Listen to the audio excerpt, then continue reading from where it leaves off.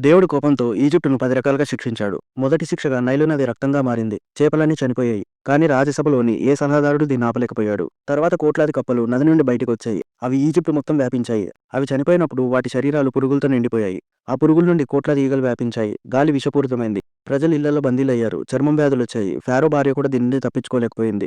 అప్పుడు మేషే గుర్రం శరీరంపై సందేశం రాశాడు. ఫారో బానిసలను విడుదల చేయకపోతే తదుపరి శిక్ష మరింత భయంకరంగా ఉంటుందని చెప్పాడు. కానీ ఫారో దీన్ని పట్టించుకోలేదు.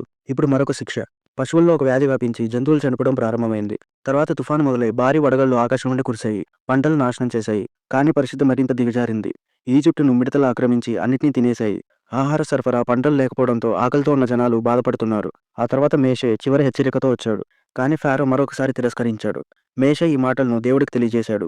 దేవుడు ఆ రాత్రి అందరి మొదటి బిడ్డలు చనిపోతారని ఆదేశించాడు. యోధా పిల్లలను రక్షించడానికి మేషే వారి తలుపులపై గొర్రె రక్తం పోయమని ఆదేశించాడు. చీకటి పడగానే నగరం కేకలతో నిండిపోయింది. వేలాది తొలిపిల్లలు ఫారో కొడుకులతో సహా చనిపోయారు. యోధులకు హాని జరగలేదని తెలిసిన ఫారో వెళ్ళండి అని చెప్పాడు. మేషే యోధులను సమీకరించి 400 సంవత్సరాల బానిసత్వం తర్వాత వారు ఈజిప్టు నుండి బయలుదేరారు. ఫారో తన కొడుకును పాతిపెట్టిన తర్వాత పిచ్చివాడైపోయాడు. అతని భార్య మానసిక స్థితి కోల్పోయింది. అప్పుడు ఫారో 4000 మంది సైనికులతో వారిని వెంబడించాడు. మేషే ఎర్ర సముద్రం తీరానికి చేరుకున్నాడు. అతను తన కత్తిని నీటిలో వేసి ప్రార్థన మొదలుపెట్టాడు. ఉదయం నీరు తగ్గి పొడి భూమి కనిపించింది. యోధులు ముందుకు సాగారు. కానీ ఫారో సైన్యం ఆ భూమిపై అడుగుపెట్టి పెద్ద తప్పు చేశారు. ఆకాశంలో మెరుపు మెరిసింది. సముద్రం నీరు తిరిగి మూసుకుంది. ఈజిప్టు సైన్యం నాశనమైంది. మేషే ఇంటికి తిరిగి వచ్చాడు. అక్కడ తన భార్య, కొడుకు వేచి ఉన్నారు. యోధులు చివరికి స్వేచ్ఛను పొందారు.